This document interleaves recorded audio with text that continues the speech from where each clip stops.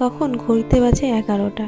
সমস্ত রকমের কাজ বাজ সেরে মানে বাড়িতে যত কাজ ছিল আর কি, রান্নাঘরের কাজ সমেত সমস্ত কিছু ছেড়ে বাবুকে খাইয়ে টাইয়ে এখন তার ঠাম্মির কাছে দিয়ে আমি একটু সময় করে এসেছি ঘরটাকে গোছাতে। ঘর গোছাতে বলতে কি, ঘরের সমস্ত কিছু এর আগের দিন ধুয়ে দিয়েছিলাম, কিন্তু সময়ের অভাবে বা ব্যস্ততার জন্য ঘর আমার সেরকমভাবে গোছানো হয়নি আর কি। মানে পর্দা টর্দা যা ছিল সমস্ত ধুয়ে দিয়েছি, তাই সেদিন মানে রেখে দিয়েছিলাম। তারপরের দিন সমস্ত রকমের কাজ তাড়াতাড়ি করে সেরে মানে এখন বাবুকে খাইয়ে টাইয়ে পাঠিয়ে দিয়ে এখন আমি একটু সময় বের করে আমার ঘরটাকে গোছাচ্ছি, পর্দা টর্দা সমস্ত কিছু লাগাচ্ছি, তাই আর কি।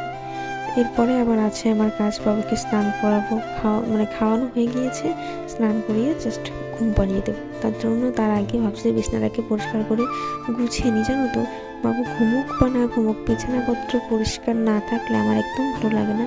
আর আমি সবসময় পছন্দ করি যে সমস্ত কিছু পরিষ্কার পরিপাটি করি বাবুকে ঘুম পাড়াবো। আগে জানো তো, সারাদিন মানে সেরকম কোনো কাজ আমার থাকতো না, আমি ঘরের মধ্যে সারাক্ষণ থাকতাম বা কখনো কখনো বাইরে থাকতাম, রান্না বান্না করে খাওয়া দাওয়া করে আবার তো ঘরেই থাকতাম। তাই যখনই একটু কিছু নোংরা হতো তখনই আমি টুকুস করে গুছিয়ে নিতাম, কিন্তু এখন সময়ের অভাবে আমি সেটা পারি না। এখন ঘর গোছানোই বা বলো বা অন্য অন্য কোনো রকম মানে কোনো কাজের কথাই বলো, এখন আমাকে একটু ভেবে চিন্তেই করতে হয়। আমাকে অ্যাকচুয়ালি টাইম বের করতে হয় যে কখন মানে বাবু ঘুমোবে, সেই ফাঁকে কাজ করব। আর ঘরের কাজ তো বাবু ঘুমোলে আমি একদমই করতে পারি না, কেন কি আমার বাবুর এতটাই কান পাতলা যে একটু যদি আওয়াজ হয়ে যায় তাহলে ওর ঘুমের মানে প্রচণ্ড ডিস্টার্ব হয়ে যায়, ঘুম থেকে উঠে পড়ে, মানে এরকম ধরনের একটা ব্যাপার।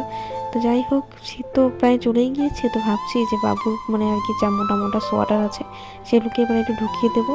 এখন মানে সেরকম সোয়াটার লাগে না, হালকা পাতলা দু একটা রেখে দিয়ে বাদ বাকি যত রকমের আর কি মোটা সোয়াটার ছিল সেগুলোকে ঢুকিয়ে দিলে আর কি কী হয় বলো তো, জামা কাপড়ের মানে এত জামা কাপড় হয়ে গিয়েছে যে রোজ আমাকে ধুতেই হয়। তোমাদেরকে জামা কাপড় ধোয়ার আমি একটা ভিডিও করে দেখাবো যে রোজ আমার ঠিক কত রকমের মানে কত কত জামা কাপড় বের হয়, আমি বুঝতে পারি না যে কীভাবে বের হয়। আর অ্যাকচুয়ালি বলতে গেলে কি, বাবু যেটা একবার পরে আমি সেটাকে না ধুয়ে দ্বিতীয়বার আর পরাই না, মানে হয়তো এর জন্যই বের হয়। একবার যেহেতু মানে আর ওকে আমি 3 বেলায় যেহেতু ড্রেস চেঞ্জ করাই, তার জন্য জামা কাপড়টা একটু বেশিই ধুতে হয়। তোমরা কি কেমন করো একটু